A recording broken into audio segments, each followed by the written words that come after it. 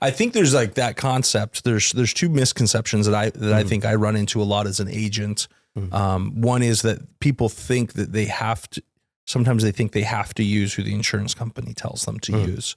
Insurance companies have preferred providers for a specific reason, right? Like, so like ServiceMaster, when they do restoration work, they understand we have to provide the moisture test readings. We have to provide all of this documentation for the file. So it's not because they're not a preferred vendor necessarily because they're cheaper than everybody else. They're a preferred vendor because we know they're going to charge a reasonable rate and they're going to provide us with the information that we need in order to settle the claim for the customer.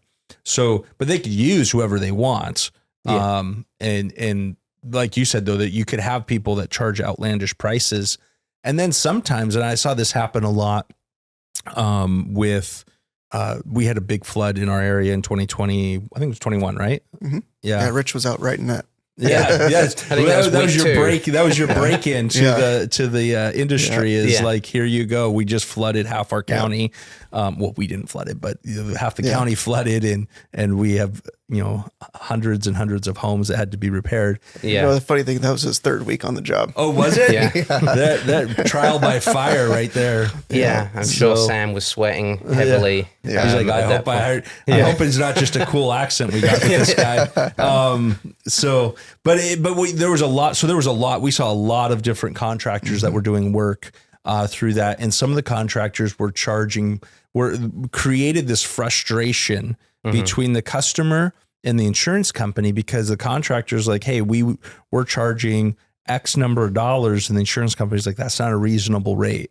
And then the customers here going, well, that's what the contractor said. Well, so then they feel like the insurance adjuster is like trying to screw them. Yeah. Right. Like the insurance adjuster is trying to cut costs for the insurance company. I'm like, and then I'm here trying to explain like, no, that the adjuster's actually right. Like we have 3 other jobs that were similar to yours that cost, 30% less than what this contractor's charging you. Yeah. So unfortunately you just picked a bad contractor. Yeah. So it's an interesting, so how does that process work? What does that look like as you're working with the adjuster on those estimates to where the customer doesn't get stuck holding the bag of like, I got to pay out an extra, $15,000 or $20,000 because the adjuster wouldn't pay for it? Well, we're very big on getting everything that we can pre-approved. I remember what it was like to be an adjuster, and the worst thing that you could have happen was someone would come out and write kind of a vague estimate, but it seemed like it was the sort of right price, and then they'd get through the work, and then they'd send you in a whole bunch of paperwork that you could not follow, explaining why it needs to be double that or something like that. And then it's just a nightmare. You've got an insurance adjuster, they've got to be qualified in so many different things. It's very hard you just don't have time to read that amount of paperwork and try and justify everything. So it's really important to get everything pre-approved that you can. Some things you're not going to be able to get pre-approved because then we don't know that there's hidden damage in this wall or whatever. But and sometimes there's code upgrades you have to do, or the electrician finds something isn't done right and he can't leave it that way or whatever. So there's things that you might need to charge on the back end, but as a rule, you want to get everything on the estimate at the beginning, get that off to the adjuster, and then have them tell you any problems that they have with that estimate. And then you can kind of go through and review it and say, well, that's reasonable. Oh, I made a mistake there, but they have a misconception of how this particular trade works. So then I'll send them an email back with all of the things I've noticed with their critique of my estimate. And we do that 2 or 3 times. And hopefully by the end of that, we've come to an agreement on what's generally it's a case of explaining why we're charging for a particular thing and why that's necessary.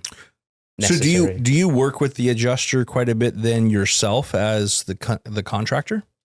Yes. I mean, that's most of my job, probably. Writing the estimate on the front end's pretty easy for me. I've been doing it for a long time. The bulk of the work really is coming to an agreement with the adjuster and making sure they're comfortable with what we're doing. They're aware of any potential if we're dealing with a granite countertop, I've got one right now, for example, where the initial adjuster didn't realize it was a granite countertop and they just wrote for a Formica countertop.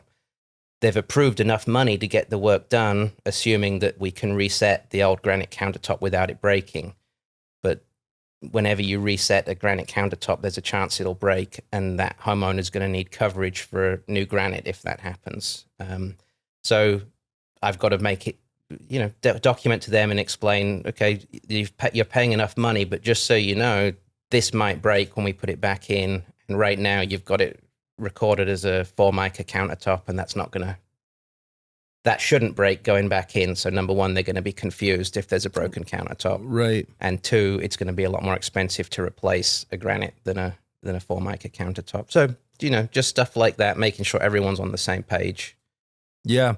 Yeah. Communication is really important, because I think that takes a lot of that frustration out of it, where the homeowner then is sitting there going, my adjuster's trying to screw me, or my contractor's trying to screw me, because they're stuck in the middle of that communication between they're talking to the adjuster and then they're talking to the contractor, and the contractor and the adjuster not talking together creates, and then, also I always tell people, like, I'm not a contractor. Right. So a contractor starts telling me certain things. I'm like, okay, I don't know what you're talking about. Like, if you want to talk about policy coverages, I'm happy to discuss, endorsements and language about liability and things like that. Like, I'm happy, very comfortable understanding what those are. But you start talking to me about strapping and stuff like that. Like, I don't know. Yeah. So if you tell me this is what's got to be done, like, I don't even understand what you're saying. Yeah. So, and I think that happens a lot then. So the contractor's using maybe some technical terms with a homeowner, who then is trying to re-explain this to the adjuster, and is maybe not explaining it even completely accurately. And then the adjuster's like, that doesn't even sound right. And so that creates this whole big mess of communication. Yeah. Homeowners will explain things to the insurance incorrectly often, because they don't have that level of knowledge of the specifics of what's going on. So that's 100% accurate. That will happen more often than not. And I just think it's unprofessional. I'm the one that knows what's going on. I don't want to. This is what you need to tell your adjuster.